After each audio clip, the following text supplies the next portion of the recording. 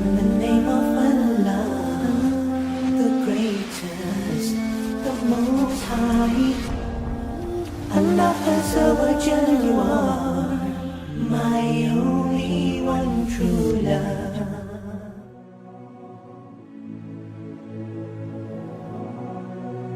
There was a young man who came to the Prophet ﷺ complaining to the Messenger ﷺ. He said to him, Ya Rasulullah, my father takes my money. He always asks me for money.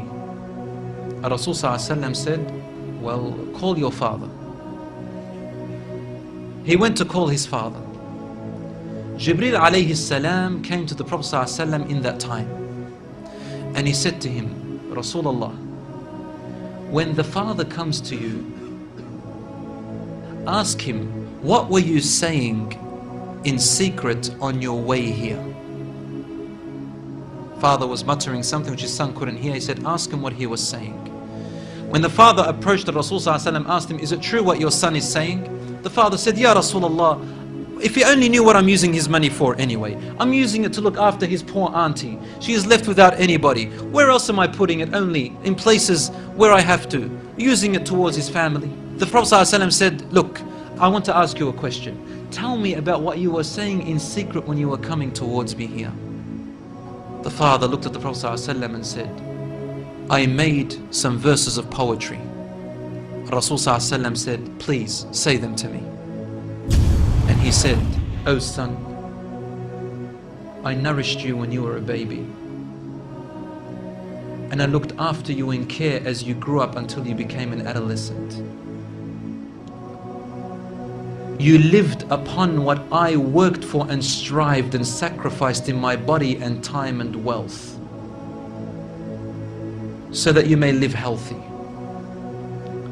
Whenever a night passed you, when you were sick or ill or coughed, I was the first to be up, carrying you and looking upon you with my heart, afraid if an atom or a little breeze would harm you in any way. I could not sleep while seeing you sick until you slept, and then I slept. He said, when I used to see you sick, it was as if I was the one who was sick and ill, and so my eyes would always overwhelm with tears, but you never knew. And then he said, and when you finally reached the adulthood, which all my life I was anticipating and looking forward to seeing you become that. I mean, this is all he's doing, right? He's raising him, waiting for the day he's going to get married, the day when he will get his qualifications and finish, the day when he will get his skill, the day when he can stand on his feet, the day when he will rejoice, until you reach the day when I have all my life anticipated in my heart to see you reach and rejoice. You gave me a reward, and your reward was harshness and frowniness and mistreatment, as if I am the one who owes you and you owe me nothing. The way you treated me is like what a neighbor would treat his neighbor.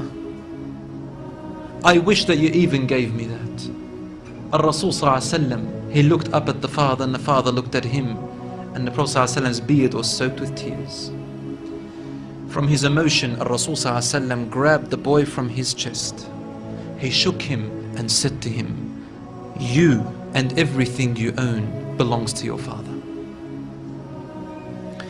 This hadith is narrated in Ibn Majah. Today we see children taking their own parents to court because they took their house or their property. Allahu Akbar.